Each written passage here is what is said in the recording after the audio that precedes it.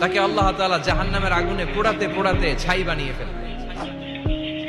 আল্লাহ বলবেন, জিব্রাইল যাও একটু দেখো, একটা মাত্র সেজদা দিয়েছে আমাকে, এরকম কাউরে পাওয়া যায় কিনা। বাটি চালান দিয়ে দেখো পাওয়া যায় কিনা। খুঁজে খুঁজে কাউরে পাবে না। আল্লাহ বললেন আবার দেখো, খুঁজে খুঁজে একজনকে পাবে, সামান্য ইমানের ছিটে ফোঁটা তার অন্তরে ছিল। আল্লাহ বলবেন, যেহেতু ছিটে ফোঁটা আছে, অনেক মায়ের খাইছে, ওকে বের করে জাহান্নাম থেকে বের করে একটা নির্ধারিত দূরত্বে রেখে দাও। রেখে দেয়া হবে, কিন্তু জাহান্নামের আগুনের লেলিহান শিখাতে তার গা ঝলসে যাবে। সে আল্লাহর ডেকে বলবে, মাবুদ তোমার কাছে আমি কিছু চাই না,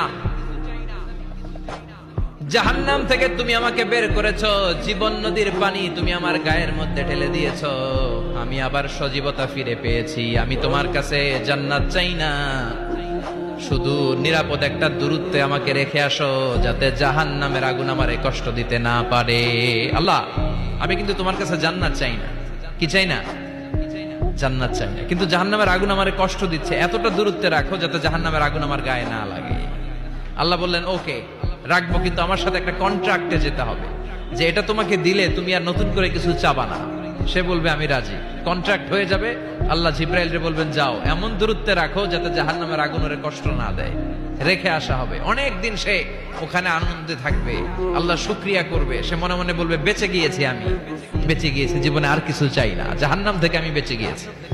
অনেকদিন থাকার পরে মনে মনে ভাববে, বাইসা তো গেছি, কিন্তু নতুন করে একটু ট্রাই করে দেখি, জাহান্নামের সৌন্দর্যের দৃশ্য একটু চোখ দিয়ে অবলোকন করা যায় কিনা। সে আল্লাহর ডেকে বলবে, আল্লাহ ইনদি সুআল, আমার একটা ফরিয়াদ আছে। কি ফরিয়াদ? আল্লাহ আগেই বলে রাখি, আমি কিন্তু জান্নাতে যেতে চাই না। আল্লাহ বলবেন, কি চাও? সে বলবে, আল্লাহ তোমার জান্নাতটা তুমি কত সুন্দর করে বানিয়েছো, আমি একটা নজর শুধু দেখতে চাই। জান্নাতের দরজার সামনে নিয়ে যদি আমারে বসিয়ে রাখো, দ্যাটস ইনাফ।